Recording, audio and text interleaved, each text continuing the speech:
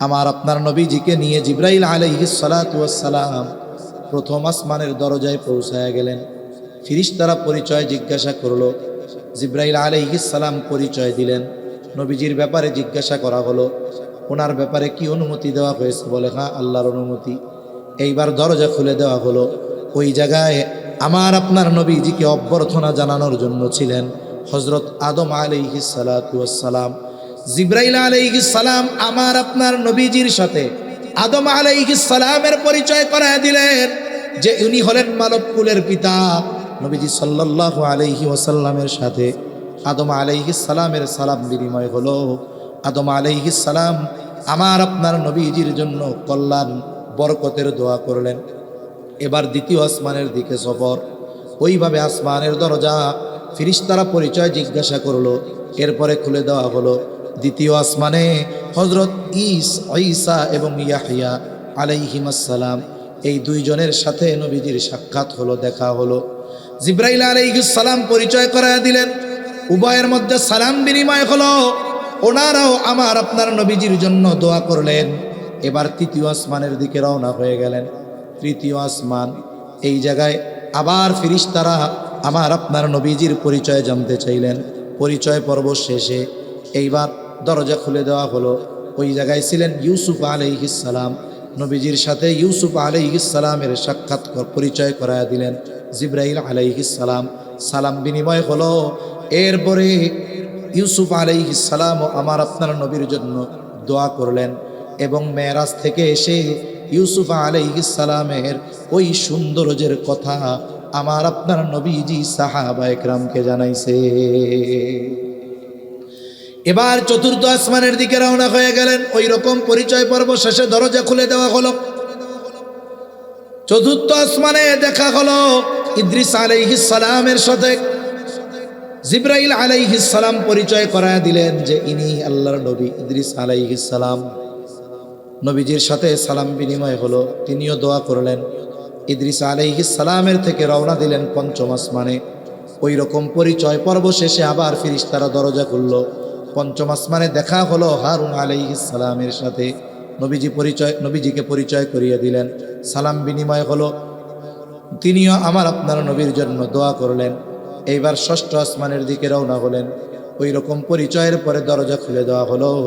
ষষ্ঠ আসমানে অভ্যর্থনা জানানোর জন্য ছিলেন সাইয়্যিদুনা মূসা কালিমুল্লাহ আলাইহিস সালাম।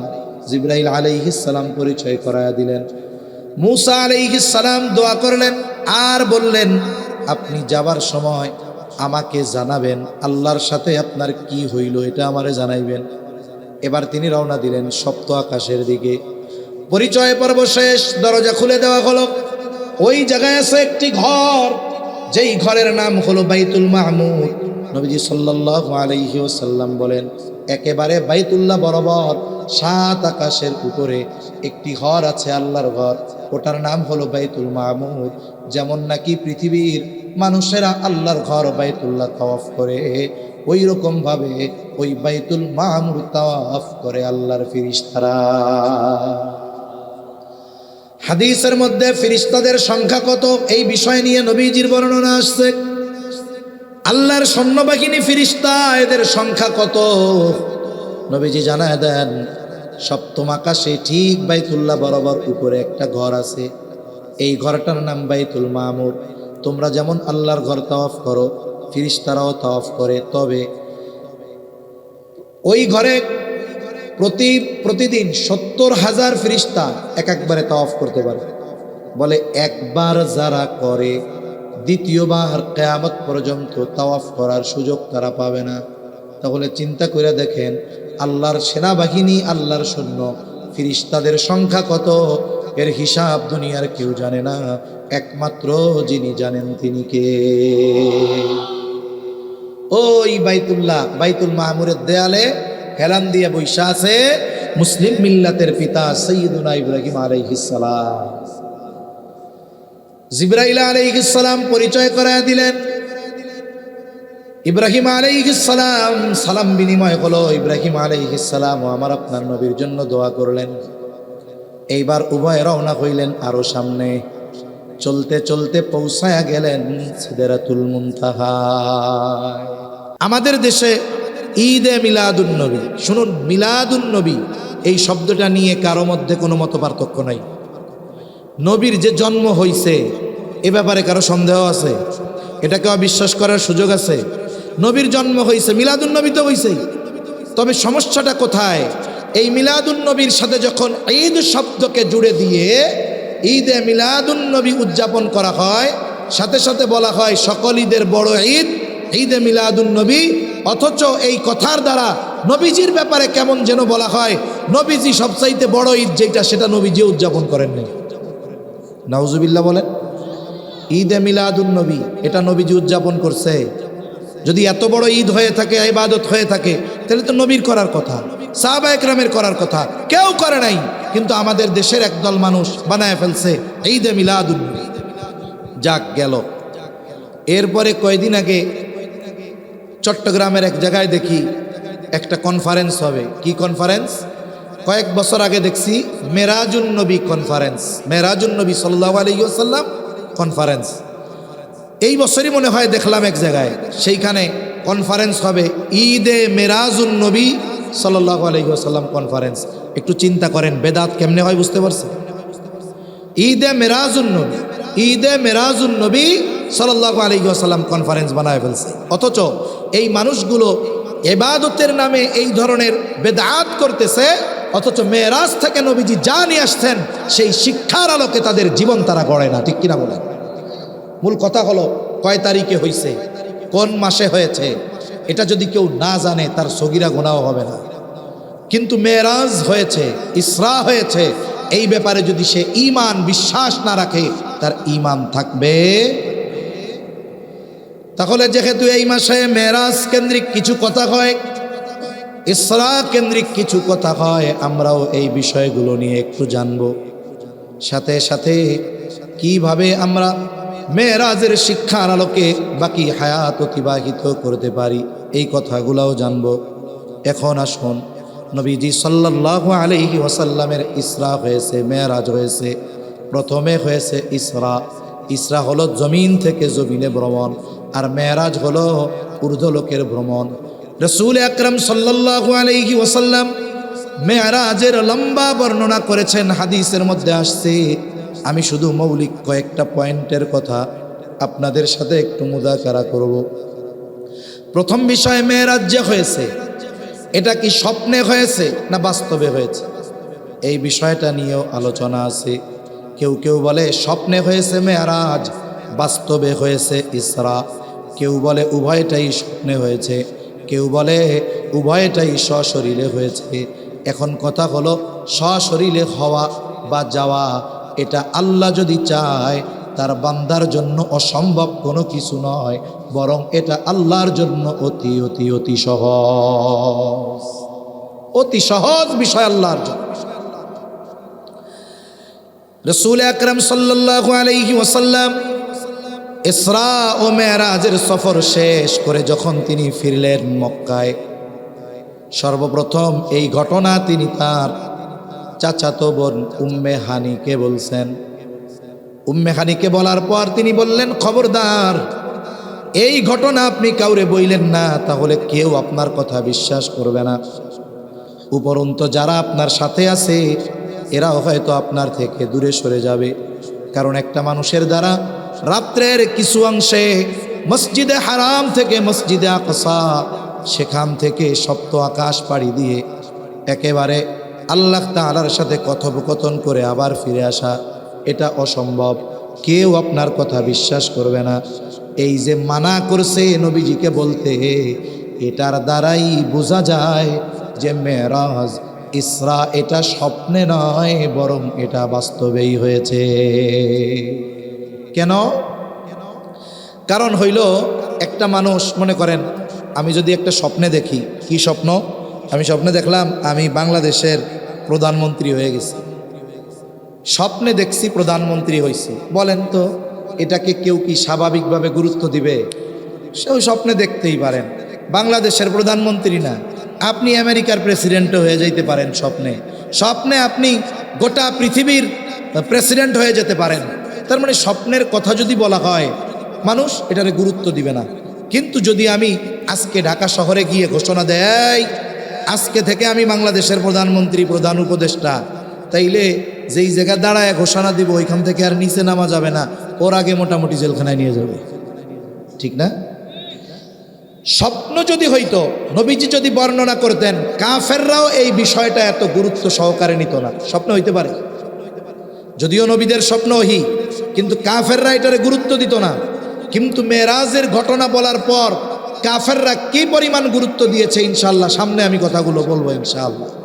তাহলে নবীজির মেরাজ সশরীরে, আর যিনি সপ্ত আকাশ সৃষ্টি করেছেন, গোটা পৃথিবী সৃষ্টি করেছেন, গোটা সৃষ্টি জগৎ, যার নির্দেশ ব্যতীত একটা গাছের পাতাও নড়ে না, সেই মালিক যদি চান তার হাবিবকে সাত আকাশ পাড়ি দিয়ে সকল প্রতিবন্ধকতাকে দূর করে তার কাছে নিবেন, এটা তো আমার আপনার রবের জন্য অতি অতি অতি সহজ। জন্য অনেক সময় অনেকে আমাদের বিশ্বাসের দেয়ালে ফাটল ধরাতে চায়। এখন আসেন মেরাজের শুরু কিভাবে হলো। হাদিসের মধ্যে আসছে, নবীজি বলেন, আমি হাতিমে কাবার মধ্যে শুয়েছিলাম। যারা বাইতুল্লাহ গিয়েছেন অথবা বাইতুল্লাহর কোনো ছবি দেখেছেন, চার কোণা বিশিষ্ট ওই ঘরের পাশে একটা চাঁদের মতো বাঁকা দেয়াল আছে। যদিও এই ভেতরের অংশটা মূলত কাবার অংশ ছিল, কিন্তু কাফেররা এই ঘর সংস্কার করার সময় অর্থের অভাবে ওই জায়গাটাকে বাহিরে রাখতে বাধ্য হয়েছে।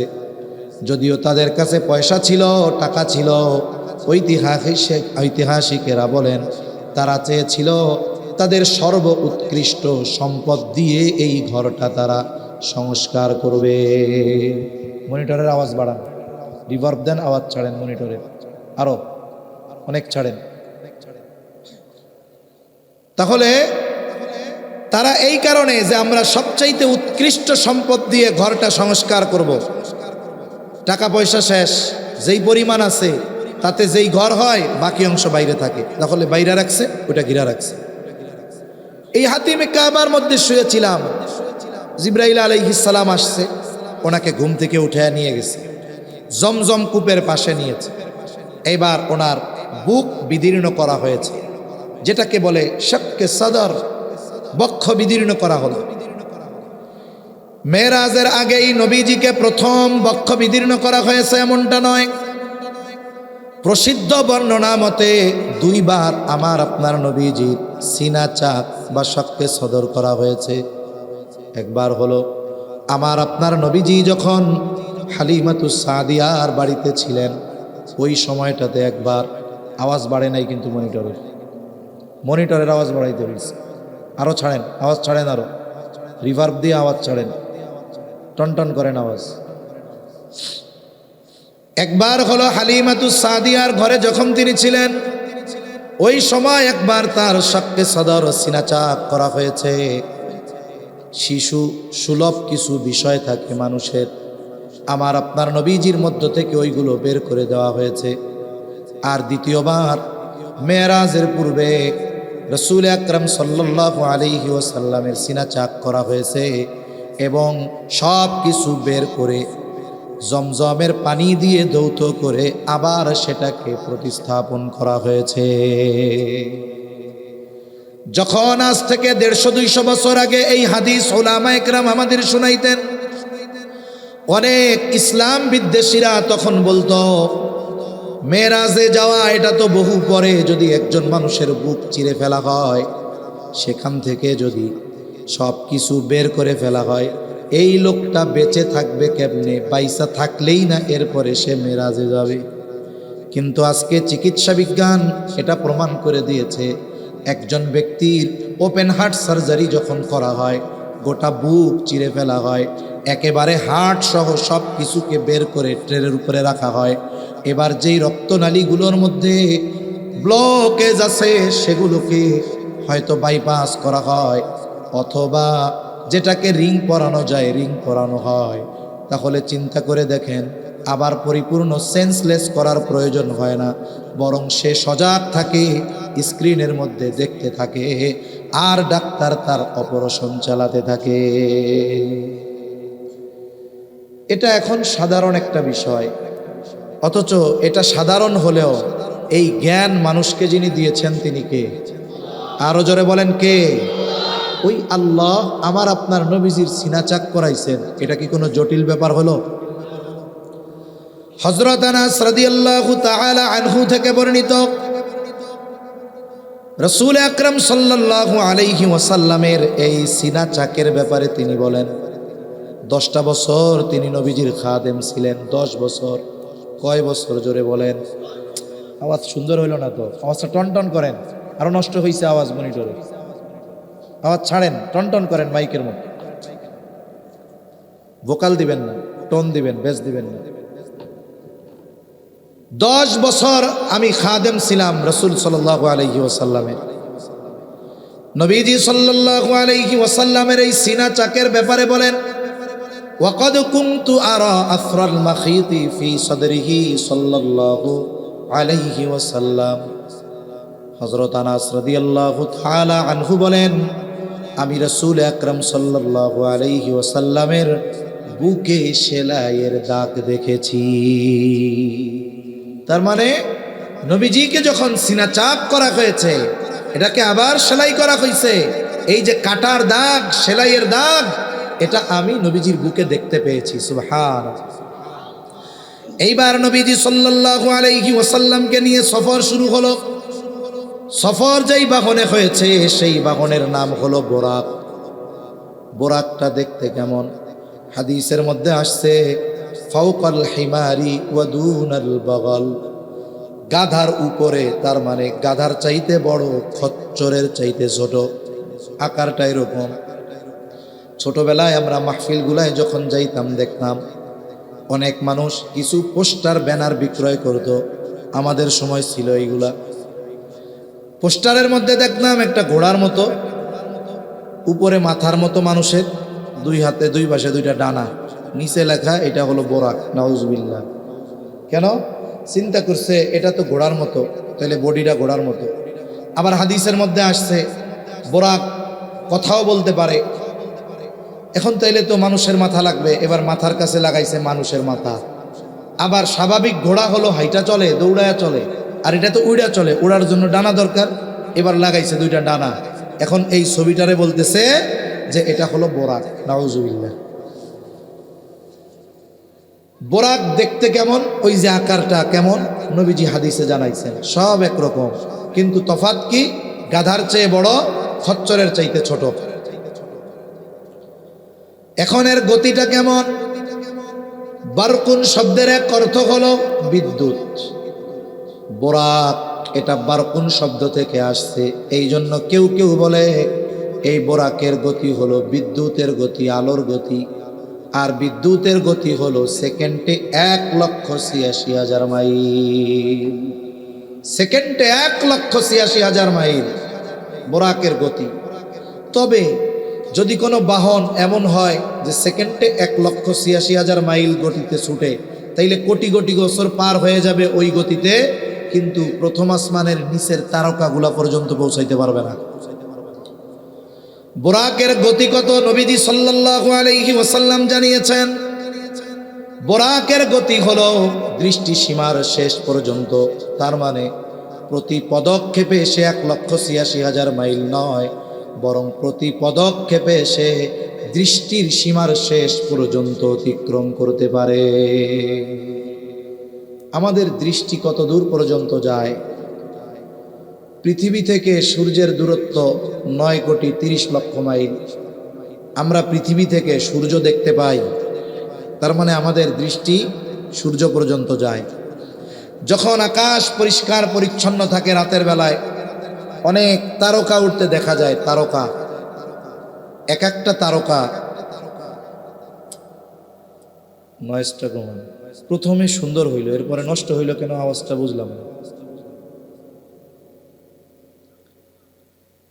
আমরা যে তারকাগুলো দেখি, তারকা, এই তারকাগুলো যদিও দেখতে ছোট দেখা যায়, কিন্তু এক একটা তারকার আকৃতি এত সুবিশাল যে পৃথিবীর চেয়ে বড় 9,30,00,000 গুণ যেই সূর্য, ওই রকম মিলিয়ন মিলিয়ন সূর্য একটা তারকা গিলে খেয়ে ফেলতে পারবে। সুবহান। এই তারকারাজিও আমরা দেখতে পাই। তাহলে আমাদের দৃষ্টিসীমা কত দূর? আর নবীজি বলেন বোরাকের গতি হলো প্রতি পদক্ষেপে দৃষ্টিসীমার শেষ পর্যন্ত। নবীজি সাল্লাল্লাহু আলাইহি ওয়াসাল্লামের সফর শুরু হলো মসজিদুল হারাম থেকে মসজিদে আকসা। প্রথম বিষয় হলো আল্লাহ তাআলা মেরাজ তো মসজিদে হারাম থেকেই শুরু করাইতে পারতেন, তাহলে মসজিদে আকসায় নেওয়ার দরকার কি? আল্লাহ রসুল সাল্লাল্লাহু আলাইহি ওয়াসাল্লামকে প্রথমত সিনাচাক করানোর মাধ্যমে এই সুবিশাল সফরের জন্য প্রস্তুত করা হয়েছে। নবীজিকে প্রস্তুত করা হয়েছে যেমন মহাকাশে মানুষ এখন বেড়াইতে যায়, মহাকাশে মানুষ বেড়াতে যায়। যার টাকা আছে, পয়সা আছে, সম্পদ আছে, মন চাইলেই মহাকাশে যাইতে পারে না। যাওয়ার জন্য অনেক প্রিপারেশন নিতে হয়, প্রস্তুতি নিতে হয়। এরপরে হয়তো যদি সে ওইগুলাকে অর্জন করতে পারে, এরপরে তাকে মহাকাশে পাঠানো হয়। একজন মানুষের টাকা থাকলেই, পাসপোর্ট থাকলে, ভিসা থাকলে পৃথিবীর যে কোনো দেশে যাইতে পারে, কিন্তু টাকা পয়সা ক্ষমতা থাকলেই মহা আকাশ সফর করা যায় না। নবীজিরে ওইভাবে আল্লাহ প্রস্তুত করেছে সিনাচাকের মাধ্যমে, প্রস্তুত করে এবার সফর শুরু। স্পেসশিপ যেই জায়গায় ওই জায়গায় নিবে আর কি। তাহলে এই সফরটা করানোর উদ্দেশ্য কি? আল্লাহ তাআলা বলেন সুবহানাল্লাযী আসরা বিআবদিহি লাইলাম মিনাল মসজিদিল হারামি ইলাল মসজিদিল আকসা আল্লাযী বারাকনা হাওলাহু লিনুরিয়াহু মিন আয়াতিনা। আল্লাহ তাআলা বলেন পুত পবিত্র সত্তা তিনি, যিনি তার বান্দাকে রাতের কিছু অংশে মসজিদুল হারাম থেকে মসজিদে আকসা পর্যন্ত ভ্রমণ করিয়েছেন। রাসূল আকরাম সাল্লাল্লাহু আলাইহি ওয়াসাল্লামের এই সফরের সময়টা ছিল রাতের কিছু অংশে। মসজিদে হারাম থেকে মসজিদে আকসা কেন সফর করাইলেন? আল্লাহ তাআলা বলেন বারাকনা হাওলাহু লিনুরিয়াহু মিন আয়াতিনা। সফর করানোর কারণ কি? মুফাসসিরিনে কেরাম বলেন এই পৃথিবীতে যত নবী রাসূলের আগমন ঘটেছে, এর অধিকাংশ নবী রাসূলের আগমন যেই এলাকার মধ্যে হয়েছে, এটা হলো মসজিদে হারাম থেকে মসজিদে আকসা, এই এরিয়ার মধ্যে। এজন্য যেহেতু নবী রাসূলগণের আগমন বেশি, এই জায়গাগুলোয় আল্লাহ তাআলার নিদর্শন সমূহ বেশি। আর মসজিদে আকসা পর্যন্ত কেন? কারণ মসজিদে আকসা বাইতুল মুকাদ্দাস, এটা এমন এক মসজিদ আল্লাহ তাআলা বলেন বারাকনা হাওলাহু, যার চতুর্পাশকে আমি বরকতময় করেছি। বাইতুল মুকাদ্দাস এর চতুর্পাশে আল্লাহ তাআলার অনেক নিদর্শন আছে, অনেক নবী রাসূলের কবর আছে। আল্লাহ তাআলা এগুলো দেখানোর ইচ্ছা করেছেন তার হাবিবকে, এজন্য এই সফরটা জমিন থেকে জমিনে নবীজি সব দেখছেন। এরপরে বাইতুল মুকাদ্দাসে নবীজিকে ইস্তেকবাল করার জন্য সব নবী রাসূলগণকে আল্লাহ একত্রিত করেছেন। কেউ কেউ বলেন যে এই যে সকল নবীদের উপস্থিতিতে আমার আপনার নবীজির ইমামতিতে 2 রাকাত নামাজ হয়েছে বাইতুল মুকাদ্দাসে। কেউ বলেন কোন বর্ণনায় এটা মেরাজের আগে হয়েছে, কেউ বলেন না এটা ফেরার পথে হয়েছে। যারা বলেন ফেরার পথে হয়েছে তাদের একটা যুক্তি আছে। কি যুক্তি? প্রমাণ তো আছে, দলিল আছে, সাথে সাথে যুক্তিও আছে। যে দেখুন, যখন বাইতুল মুকাদ্দাসে নবীজি গেছেন, সব নবী রাসূলগণ উপস্থিত হয়েছেন, ওই জায়গায় তো কমপক্ষে জলিলুল কদর নবী যারা, তাদের সাথে তো পরিচয় হয়েছে নবীজির, সবার সাথে না হোক। তবে দেখা যায় যখন তিনি ঊর্ধ্বলোকে সফর শুরু করছেন, প্রত্যেক আসমানে এক একজন নবীর সাথে দেখা হয়েছে, আর জিবরাইল আলাইহিস সালাম পরিচয় করাই দিছে। কেন? তাইলে পরিচয় যদি আগে হয়ে থাকে, তাইলে দ্বিতীয়বার দেখা হওয়ার পরে তো আর পরিচয় করার প্রয়োজন নাই। আর একটা বিষয় কি, সুন্নাত কি? মেহমান আসলে সুন্নাত হইল যে মেহমান ঘরের মধ্যে ঢুকছে, বের হওয়ার সময় মেহমান বেরোইছে দরজা আটকায় দিয়া বইয়া থাকা, এটা সুন্নাত না। সুন্নাত হইল মেহমানের সাথে সাথে কিছু দূর অগ্রসর হয়ে মেহমানকে আগায় দেওয়া। নবীজি তো সফরে গেছেন, যারা ওই জায়গায় আছেন নবী রাসূল তাদের মেহমান। তাহলে উনি যখন ফিরছেন, ফেরার পথে ওনারা ওই যে মেহমানরা আগায় দিতে হবে, এই আগায় দেওয়ার জন্য আসছেন বাইতুল মুকাদ্দাসে আল্লাহর নির্দেশে। ওই সময় 2 রাকাত নামাজ হয়েছে যারা এটার পক্ষে। তা নামাজ আগে হোক বা পরে হোক, সেটা থাকলো এই জায়গায়। এবার নবীজি সাল্লাল্লাহু আলাইহি ওয়াসাল্লাম সকল নবীর উপস্থিতিতে ওনার ইমামতিতে 2 রাকাত নামাজ হয়েছে, এটা হলো মূল কথা। এর দ্বারা আমার আপনার নবীজির শ্রেষ্ঠত্ব সব নবীর উপরে দেওয়া হয়েছে। এবার নবীজির সফর শুরু, ঊর্ধ্বলোকের সফর। মেরাজ অর্থ হলো সিঁড়ি, আর এই সফরটা আল্লাহ তাআলা বিশেষ এক সিঁড়ির দ্বারা আমার আপনার নবীজিকে করিয়েছেন। জিবরাইল আলাইহিস সালাম হলেন সফর সঙ্গী। রওনা হয়ে গেল, বাহন পৌঁছিয়ে গেছে প্রথম আসমানের দরজায়। প্রথম আসমানের দরজায় আসমানের দরজা আছে এবং প্রত্যেকটা দরজার মধ্যে আলাদা আলাদা পাহারাদার আছে। আমার আপনার নবীজিকে নিয়ে জিবরাইল আলাইহিস সালাতু ওয়াস সালাম প্রথম আসমানের দরজায় পৌঁছায়া গেলেন। ফেরেশতারা পরিচয় জিজ্ঞাসা করলো। জিবরাইল আলাইহিস সালাম পরিচয় দিলেন। নবীজির ব্যাপারে জিজ্ঞাসা করা হলো, ওনার ব্যাপারে কি অনুমতি দেওয়া হয়েছে? বলে হ্যাঁ, আল্লাহর অনুমতি। এইবার দরজা খুলে দেওয়া হলো। ওই জায়গায় আমার আপনার নবীজিকে অভ্যর্থনা জানানোর জন্য ছিলেন হযরত আদম আলাইহিস সালাতু ওয়াস সালাম। জিবরাইল আলাইহিস সালাম আমার আপনার নবীজির সাথে আদম আলাইহিস সালামের পরিচয় করায় দিলেন যে উনি হলেন মানবকুলের পিতা। নবীজি সাল্লাল্লাহু আলাইহি ওয়াসাল্লামের সাথে আদম আলাইহিস সালামের সালাম বিনিময় হলো। আদম আলাইহিস সালাম আমার আপনার নবীজির জন্য কল্যাণ বরকতের দোয়া করলেন। এবার দ্বিতীয় আসমানের দিকে সফর। ওইভাবে আসমানের দরজা, ফেরেশতারা পরিচয় জিজ্ঞাসা করলো, এরপরে খুলে দেওয়া হলো।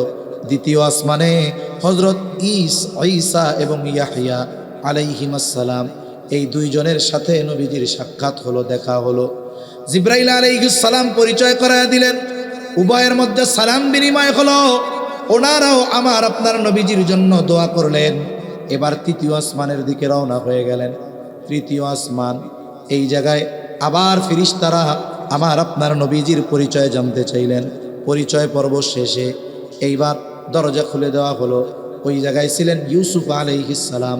নবীজির সাথে ইউসুফ আলাইহিস সালামের সাক্ষাৎ পরিচয় করায়া দিলেন জিবরাইল আলাইহিস সালাম।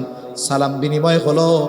এরপরে ইউসুফ আলাইহিস সালাম আমার আপনার নবীর জন্য দোয়া করলেন এবং মেরাজ থেকে এসে ইউসুফ আলাইহিস সালামের ওই সৌন্দর্যের কথা আমার আপনার নবীজি সাহাবা একরামকে জানাইছে।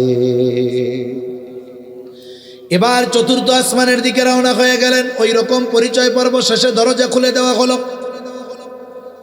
চতুর্থ আসমানে দেখা হলো ইদ্রিস আলাইহিস সালামের সাথে। জিবরাইল আলাইহিস সালাম পরিচয় করায় দিলেন যে ইনি আল্লাহর নবী ইদ্রিস আলাইহিস সালাম। নবীজির সাথে সালাম বিনিময় হলো, তিনিও দোয়া করলেন। ইদ্রিস আলাইহিস সালামের থেকে রওনা দিলেন পঞ্চম আসমানে। ওই রকম পরিচয় পর্ব শেষে আবার ফেরেশতারা দরজা খুলল। পঞ্চম আসমানে দেখা হলো হারুন আলাইহিস সালামের সাথে। নবীজিকে পরিচয় করিয়ে দিলেন, সালাম বিনিময় হলো। তিনিও আমার আপনার নবীর জন্য দোয়া করলেন। এইবার ষষ্ঠ আসমানের দিকে রওনা হলেন। ওই রকম পরিচয়ের পরে দরজা খুলে দেওয়া হলো। ষষ্ঠ আসমানে অভ্যর্থনা জানানোর জন্য ছিলেন সাইয়্যিদুনা মূসা কালিমুল্লাহ আলাইহিস সালাম। জিবরাইল আলাইহিস সালাম পরিচয় করায়া দিলেন। মূসা আলাইহিস সালাম দোয়া করলেন আর বললেন, আপনি যাবার সময় আমাকে জানাবেন আল্লাহর সাথে আপনার কি হইল, এটা আমারে জানাইবেন। এবার তিনি রওনা দিলেন সপ্ত আকাশের দিকে। পরিচয় পর্ব শেষ, দরজা খুলে দেওয়া হলো। ওই জায়গায় আছে একটি ঘর, যেই ঘরের নাম হলো বাইতুল মাহমুদ। নবীজি সাল্লাল্লাহু আলাইহি ওয়াসাল্লাম বলেন, একেবারে বাইতুল্লাহ বরাবর 7 আকাশের উপরে একটি ঘর আছে, আল্লাহর ঘর। ওটার নাম হলো বাইতুল মাহমুদ। যেমন নাকি পৃথিবীর মানুষেরা আল্লাহর ঘর বাইতুল্লাহ তাওয়াফ করে, ওই রকম ভাবে ওই বাইতুল মাহমুদ তাওয়াফ করে আল্লাহর ফেরেশতারা। হাদিসের মধ্যে ফেরেশতাদের সংখ্যা কত এই বিষয় নিয়ে নবীজির বর্ণনা আসছে। আল্লাহর সৈন্যবাহিনী ফেরেশতা, এদের সংখ্যা কত নবীজি জানায় দেন। সপ্তম আকাশে ঠিক বাইতুল্লাহ বরাবর উপরে একটা ঘর আছে, এই ঘরটার নাম বাইতুল মামুর। তোমরা যেমন আল্লাহর ঘর তাওয়াফ করো, ফিরিশতারাও তাওয়াফ করে, তবে ওই ঘরে প্রতিদিন 70,000 ফিরিশতা একবারে তাওয়াফ করতে পারে। বলে একবার যারা করে দ্বিতীয়বার কিয়ামত পর্যন্ত তাওয়াফ করার সুযোগ তারা পাবে না। তাহলে চিন্তা করে দেখেন, আল্লাহর সেনাবাহিনী, আল্লাহর সৈন্য, ফিরিশতাদের সংখ্যা কত, এর হিসাব দুনিয়ার কেউ জানে না, একমাত্র যিনি জানেন তিনি কে?